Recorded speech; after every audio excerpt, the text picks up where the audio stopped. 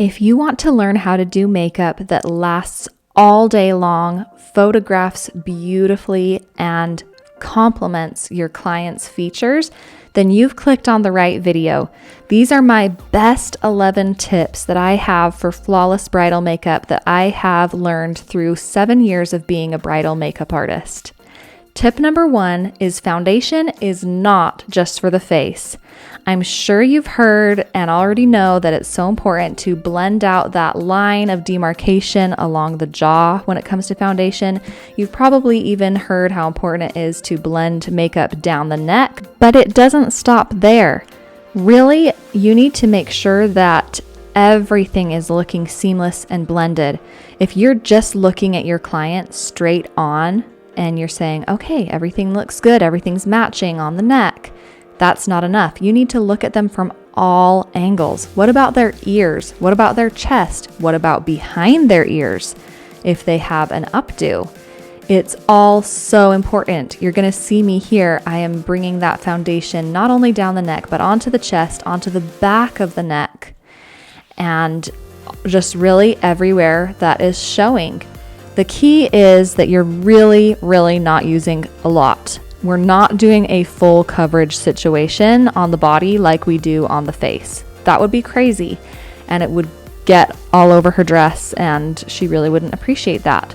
So the key is to just use a tiny bit of product. A lot of times I don't even add additional product to my brush, but you're just diffusing it out, and the goal is that by the time you get to the area of her skin that will actually be touching her dress, then there's essentially no product there touching it. So it's just a very subtle, diffused, blended out situation.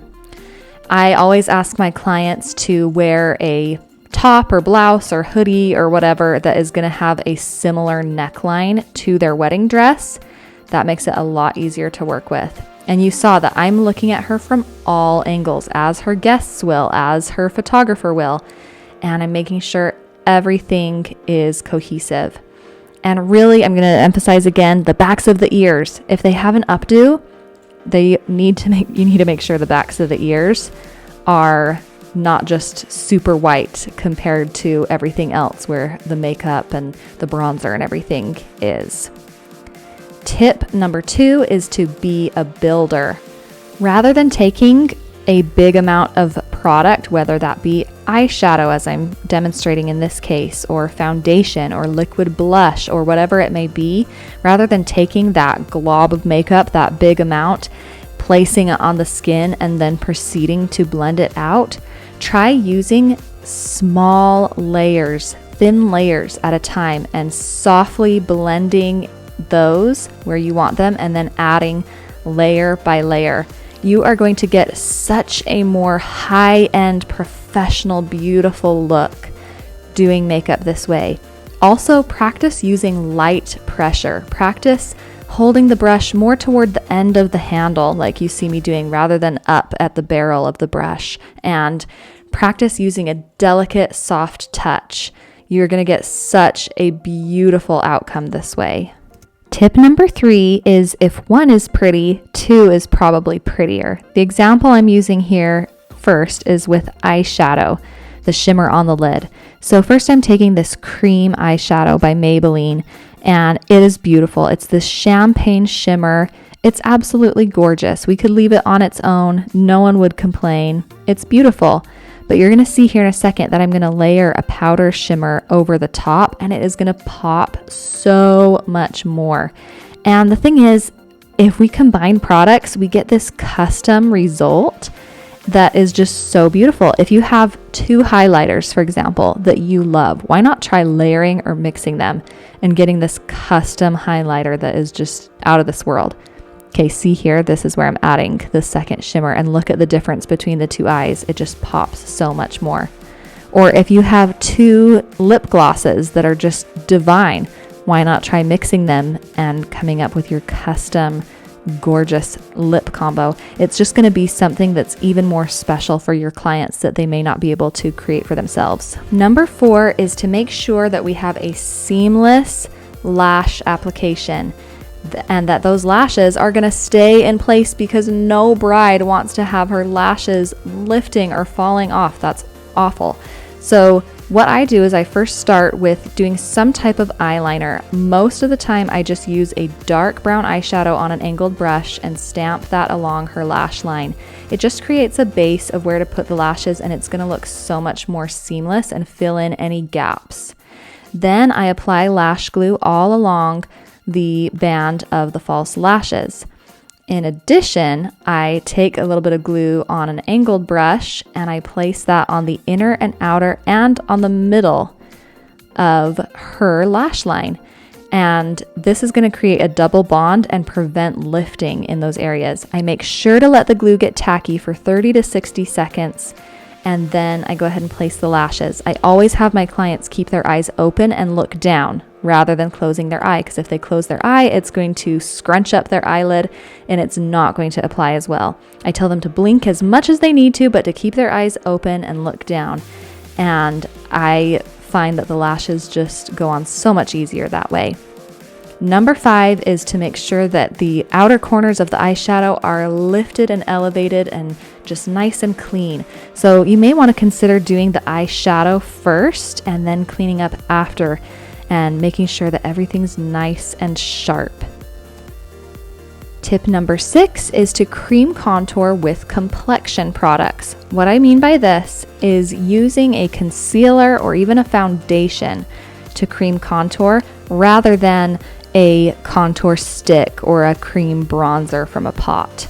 I love to use the LA Girl Pro Concealer in the shade Beautiful Bronze. That's the shade I use for a very wide variety of skin tones. And for a lighter skin tone like the beautiful Anna Marie, who I'm working on today, and even to like light or light medium skin tones, I will add that product to her foundation shade, the same shade I used for the foundation all over the face. I will mix it with the actual foundation brush I used, and then I've got this loaded up brush ready to sculpt with. I can still go in and pick up more product throughout, but mostly I just use that stick and use a light pressure all over the face. And the reason why I recommend this is because the longevity you're going to get when you use a concealer is just unmatched. For example, I love the Makeup by Mario contour stick. I bought one. I've used it on myself, used the whole stick. Really enjoyed the product. It's beautiful. But I did notice that at the end of the day, it sometimes looked a little splotchy in those areas where I had contoured. And you just don't have that when you use a concealer or a foundation, because the product is really going to become one with the foundation underneath. And the setting powder is going to really set it in place, and it's just like a built-in contour. It's not going anywhere. And that is so important in bridal makeup, where longevity is key. And I love that LA Girl concealer, and it's very, very inexpensive, just a few dollars, and it gets the job done so well. So that is what I recommend. That is what I swear by when it comes to cream contour.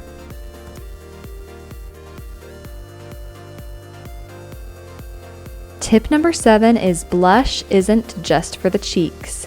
Here I'm using a liquid blush, and first I'm going in on the cheeks and blending that in. I'm using the She Glam liquid blush, my favorite. I'll have that linked below along with all of the products I use to create this look.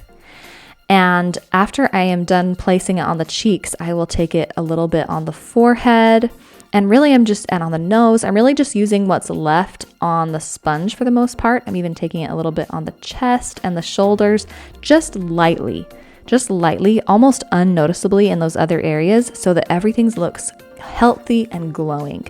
Number 8 is to layer setting sprays. I love to do a layer of setting spray after I've done all the creams and liquids. Then let that dry, and then go in and set everything with the translucent powder, and then do another layer at the end of the makeup, and it just makes everything last so well. Number 9 is to press in powders with a powder puff. This is such a great way to set the makeup where it is going to last.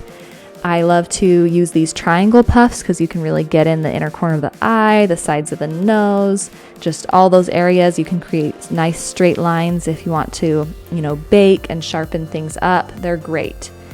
So what I'll do is I will dip the powder puff into the powder, and then I will remove the excess. I'll just pat it into my other hand. And because you don't want too much while you're doing it, then it can just go on uneven. This will make it nice and even. And then I press it into the skin all over, just gently yet firmly pressing it all over every square inch of the skin, including where we contoured and everything. And it is just going to make the makeup last so well and look so filtered and so flawless. You just can't even believe how blurred and poreless and beautiful it's going to make everything look. So I love setting the makeup this way when it comes to bridal makeup. Which brings me to tip number 10, which is to set the smile lines. A bride is smiling a lot and you don't want her to experience creasing in that smile line area. So I blend everything out, make sure there's no creases, and then I have the client puff up their cheeks and I kind of bake. So I use excess powder over that smile line area. I let it sit for a few minutes and then dust it off later. Now we're to our last tip, which is actually a product. It's the Hourglass Ambient Lighting Palette. This product really is that good. At the very, very end of the makeup, after everything, I just take a fluffy brush and dust these powders all over the face and everywhere we applied the makeup, down the neck and chest and shoulders and everything. And it is just like applying this magic filter that makes her look like she is glowing from within. If you can't afford the Hourglass, because it is pricey, the Essence Pure Nude highlighter, it's not a dupe, it's not as good and not as finely milled, but it gives the same effect, a similar effect. You just have to use a very, very light hand so you don't pick up too much shimmer if you use the Essence. But if you can, I think the Hourglass really is worth investing in because it's just magical. So there you have it. Those are my 11 best tips for you. I really hope this video was helpful. I have other videos that you might be interested in on bridal makeup, makeup on real brides, advice for aspiring makeup artists. So check those out. Give this video a thumbs up if it was helpful, and best of luck to you in your bridal makeup journey.